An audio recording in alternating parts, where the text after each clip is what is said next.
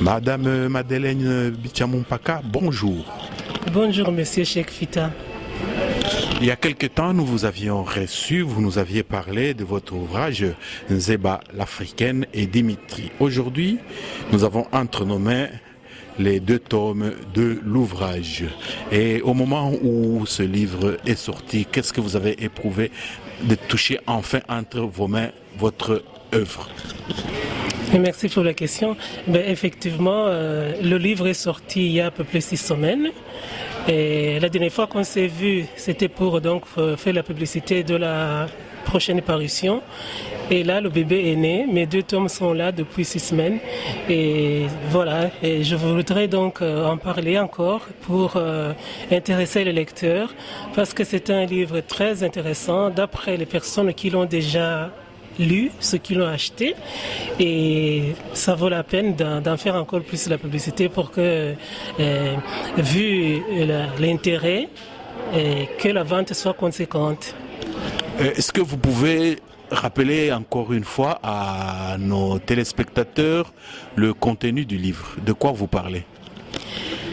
Oui, je vais en parler en résumé parce que le lecteur doit découvrir ce qui a le contenu du livre.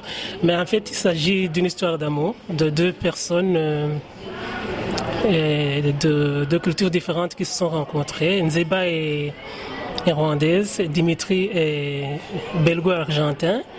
Et ils se sont rencontrés à Kigali en 1992, pendant la guerre entre le FPR et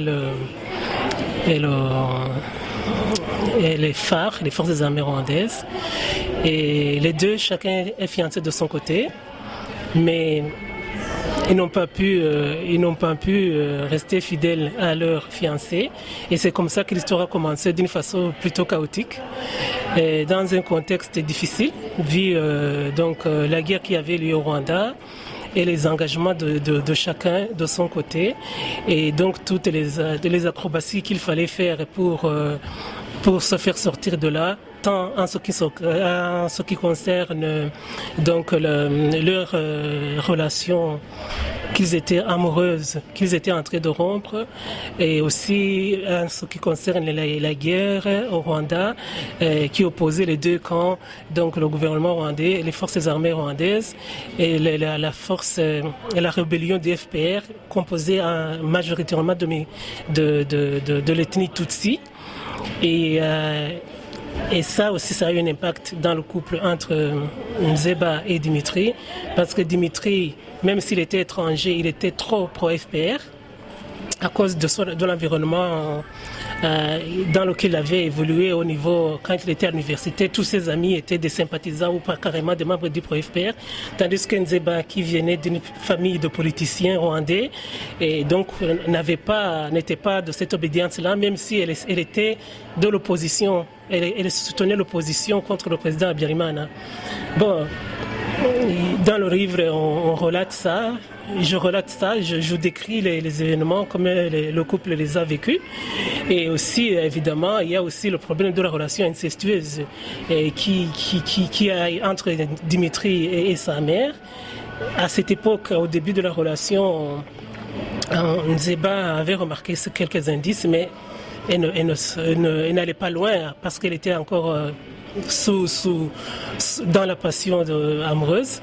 Mais même pendant cette période de grande passion, cette relation a toujours été là. Et puis alors, je décris comment justement ça s'est accentué lors de la visite de la mère de Dimitri à Kigali, un mois avant l'assassinat du président Habyarimana, et évidemment, et puis après le départ, après le retour en Belgique de la maman de Dimitri, et elle ordonne à son fils carrément de rompre avec Nzeba, parce que c'est elle qui gère vraiment la relation amoureuse, le côté affectif de son fils carrément. Et là, le couple est sur le point de rompre définitivement quand le président Habyarimana est assassiné. Et là, ce qui est paradoxal, alors que une semaine avant l'assassinat du président Habyarimana, le couple est carrément séparé, mais l'événement là qui déclenche l'atrocité au Rwanda va faire que Dimitri va profiter de cette occasion pour ramener Nzeba absolument en Belgique avec elle, comme l'imposer à sa mère. Alors qu'avant, s'il n'y avait pas eu cet événement, Nzeba et Dimitri se seraient séparés à ce moment-là. Maintenant, oui, après il débarque en Belgique et Dimitri, au lieu de prendre un appartement et vivre seul avec Nzeba, le couple va vivre chez sa mère. Et c'est là que le drame va se passer. Évidemment, d'abord, la famille de Dimitri aussi est influencée par les amis de Dimitri, tous pro-FPR. Nzeba y arrive, elle est journaliste, elle est intellectuelle, elle sait faire des analyses politiques. Et là, elle mène un discours qui est vraiment, évidemment, totalement opposé à ce que les lobbies de FPR font véhiculer. Et là, le drame va encore être plus catastrophique. Après, Dimitri est... Oui, vous n'allez pas tout raconter. Bon, ma question, la suivante, c'était celle-ci. Vous voulez que le livre soit acheté. Une femme qui aimerait... Si vous voulez que les femmes lisent votre livre, quel élément pourrait les attirer là-dedans? L'élément qui peut attirer la femme pour lire ce livre, c'est que jusqu'à ce jour, le phénomène de l'inceste mère et la femme avec son fils, qui est totalement inconnu, parce qu'il n'y a jamais eu vraiment d'études faites sur ce phénomène en tant que tel, et même des témoignages comme moi je le relate dans le livre par rapport à l'expérience d'Nzeba. C'est une découverte fondamentale, c'est une découverte très intéressante, parce que jusqu'à présent on entend parler de l'inceste père-fille, de l'inceste beau-père, grand-père, petite-fille et ainsi de suite, ou bien même grand-père, petit-fils entre garçons, ça aussi. Mais l'inceste mère-fils, c'est quelque chose qui est totalement inconnu. Et Nzeba, en tant qu'une femme intellectuelle et qui a vécu ça, a dit non, moi je ne peux pas en rester là, je dois faire une étude sur ça et savoir ce qui se passe. Et ça, le roman que je présente, c'est l'histoire romancée telle que les amoureux l'ont vécu, mais au travers duquel on voit l'impact de ce phénomène de l'inceste mère-fils sur le couple, jusqu'à l'éclatement total, jusqu'au moment où l'inceste est dévoilé, et les palabres, tout le monde qui se dirige contre Nzeba pour la faire telle. Oui, voilà, c'est ça. Donc la femme apprendra comment un tel comportement d'une femme par rapport à son fils peut vraiment le tuer psychologiquement. Et ça, c'est très important.